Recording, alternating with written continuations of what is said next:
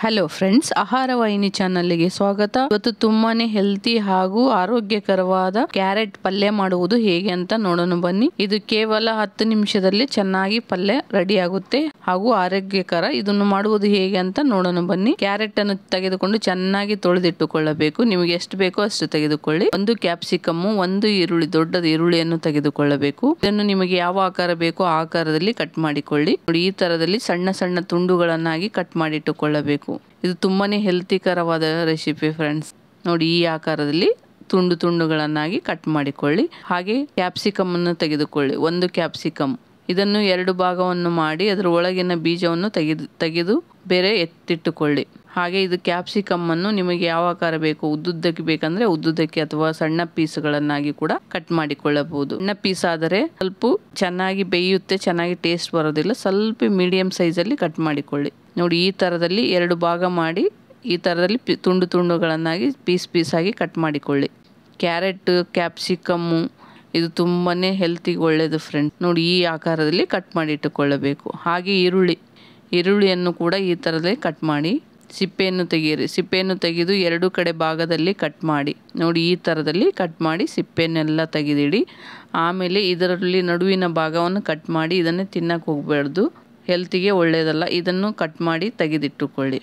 ನೋಡಿ, ಈ ತರದಲ್ಲಿ ಸಣ್ಣ ನೈಸಾಗಿ ಕಟ್ ಮಾಡಿಕೊಳ್ಳಿ. ನೈಸಾಗಿ ಕಟ್ ಮಾಡಿಕೊಂಡ್ರೆ ಚೆನ್ನಾಗಿರುತ್ತೆ ಪಲ್ಯಗೆ. ಈ ಕ್ಯಾರೆಟ್ ಪಲ್ಯವನ್ನು ಒಂದ್ಸರಿ ಟ್ರೈ ಮಾಡಿ, ಹೇಗಿದೆ ಅಂತ ನೀವು ಕೂಡ ಕಮೆಂಟ್ ಮಾಡಿ.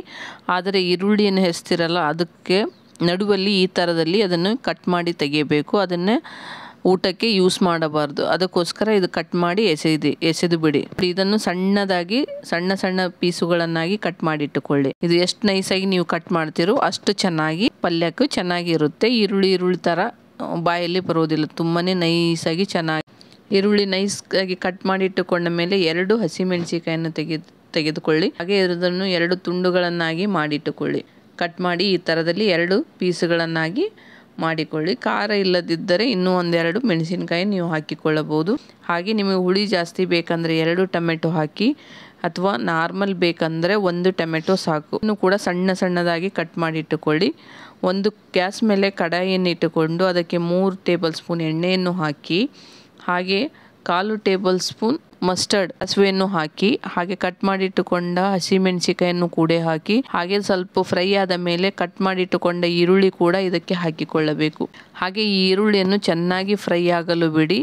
2-3 ನಿಮಿಷ ಆಗುತ್ತೆ ಚೆನ್ನಾಗಿ ಫ್ರೈ ಆಗೋದಕ್ಕೆ. ಹೈ ಫ್ಲೇಮಲ್ಲಿ ಇಟ್ಟೆ ಫ್ರೈ ಮಾಡ್ತಾ ಇರಿ. ಹಾಗೆ ಇದಕ್ಕೆ 1 ಟೇಬಲ್ ಸ್ಪೂನ್ ಶುಂಠಿ ಬೆಳ್ಳುಳ್ಳಿ ಪೇಸ್ಟ್ ಕೂಡ ಇದಕ್ಕೆ ಹಾಕಿಕೊಂಡ್ರೆ ತುಂಬಾನೇ ಚೆನ್ನಾಗಿರುತ್ತೆ. ಇದನ್ನು ಕೂಡ ಹಸಿ ವಾಸನೆ ಹೋಗುವ ತನಕ ಚೆನ್ನಾಗಿ ಫ್ರೈ ಮಾಡಿ.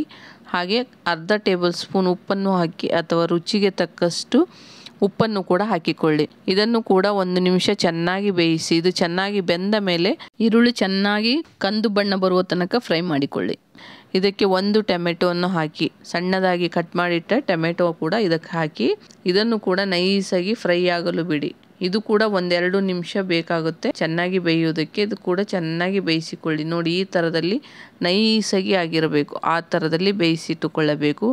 ಇದಕ್ಕೆ ರುಚಿಗೆ ತಕ್ಕಷ್ಟು ಉಪ್ಪನ್ನು ಹಾಕಿ, ಈ ಟೊಮೆಟೊ ಹಾಗೂ ಈರುಳ್ಳಿ ಚೆನ್ನಾಗಿ ಫ್ರೈ ಆಗಬೇಕು.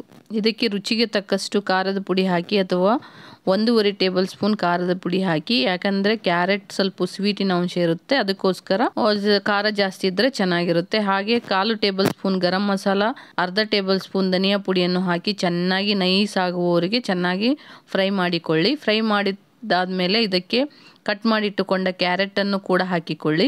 ಇದನ್ನು ಕೂಡ ಚೆನ್ನಾಗಿ ಮಿಕ್ಸ್ ಮಾಡಿ. ಮಸಾಲ ಹಾಗೂ ಕ್ಯಾರೆಟ್ ಮಿಕ್ಸ್ ಆಗುವ ತನಕ ಚೆನ್ನಾಗಿ ಮಿಕ್ಸ್ ಮಾಡ್ತಾ ಇರಿ ಫ್ರೆಂಡ್ಸ್. ನೋಡಿ, ಈ ತರದಲ್ಲಿ ಇದನ್ನು ಚೆನ್ನಾಗಿ ಮಿಕ್ಸ್ ಮಾಡಿ. ಕರಿಬೇವು ಇವಾಗ ಹಾಕಿ, ಅಂದರೆ ಹಸಿ ವಾಸನೆಗೆ ಪಲ್ಯಕ್ಕೆ ಚೆನ್ನಾಗಿ ಸ್ಮೆಲ್ಲು ಬರುತ್ತೆ, ಚೆನ್ನಾಗಿ ಟೇಸ್ಟ್ ಕೂಡ ಆಗುತ್ತೆ. ಹಾಗೆ ಇದು ಸ್ವಲ್ಪ ಚೆನ್ನಾಗಿ ಬೇಯ್ದ ಮೇಲೆ ಇದಕ್ಕೆ ಕಟ್ ಮಾಡಿಟ್ಟ ಕ್ಯಾಪ್ಸಿಕಮ್ ಅನ್ನು ಹಾಕಿ, ಹಾಗೆ 1/4 ಟೇಬಲ್ ಸ್ಪೂನ್ ಅರಿಶಿಣ ಪುಡಿಯನ್ನು ಹಾಕಿಕೊಳ್ಳಿ. ಇದನ್ನು ಕೂಡ ಚೆನ್ನಾಗಿ ಮಿಕ್ಸ್ ಮಾಡಿ. ಇದನ್ನು 2-3 ನಿಮಿಷ, ಇದನ್ನು ಒಂದು ಕ್ಯಾಪ್ ಮುಚ್ಚಿ 2-3 ನಿಮಿಷ ಚೆನ್ನಾಗಿ ಬೇಯಿಸಿ. ನೀರು ಹಾಕಕ್ಕೆ ಹೋಗಬೇಡಿ, ಹಾಗೆ ಬೇಯಿಸಿಕೊಳ್ಳಿ. ಸ್ವಲ್ಪ ಚೆನ್ನಾಗಿ ಎಣ್ಣೆಯಲ್ಲೇ ಸ್ವಲ್ಪ ಫ್ರೈ ಆದರೆ ಟೇಸ್ಟ್ ಚೆನ್ನಾಗಿ ಬರುತ್ತೆ. ನೀವು ಹೀಗೆ ಕೂಡ ಫ್ರೈ ಮಾಡಿಕೊಳ್ಳಬಹುದು, ಅಥವಾ 1/2 ಗ್ಲಾಸ್ ನೀರನ್ನು ಹಾಕಿ ಚೆನ್ನಾಗಿ ಮಿಕ್ಸ್ ಮಾಡಿಕೊಳ್ಳಿ. ಹಾಗೆ ಇದನ್ನು ನೀರು ಜಾಸ್ತಿ ಹಾಕಕ್ಕೆ ಹೋಗಬೇಡಿ, ಸ್ವಲ್ಪ ಹಾಕಿ ಅಂದರೆ ಪಲ್ಯಕ್ಕೆ ಎಷ್ಟು ಕ್ವಾಂಟಿಟಿ ಬೇಕೋ ಅಷ್ಟೇ ಹಾಕಿದ್ರೇ ಚೆನ್ನಾಗಿ ಬೇಯುತ್ತೆ, ಸಾಕು ಅಷ್ಟೇ. ಇದನ್ನು ಚೆನ್ನಾಗಿ ಮಿಕ್ಸ್ ಮಾಡಿ 4ರಿಂದ 5 ನಿಮಿಷ ಸಣ್ಣ ಉರಿಯಲ್ಲೇ ಬೇಯಿಸಿಕೊಳ್ಳಿ. ನೀವು ಎಷ್ಟು ಸಣ್ಣ ಉರಿಯಲ್ಲಿ ಬೇಯಿಸ್ತೀರೋ ಅಷ್ಟು ಚೆನ್ನಾಗಿ ಬೇಯುತ್ತೆ, ಜಾಸ್ತಿ ಇಟ್ಟರೆ ಹೊತ್ತುತ್ತೆ.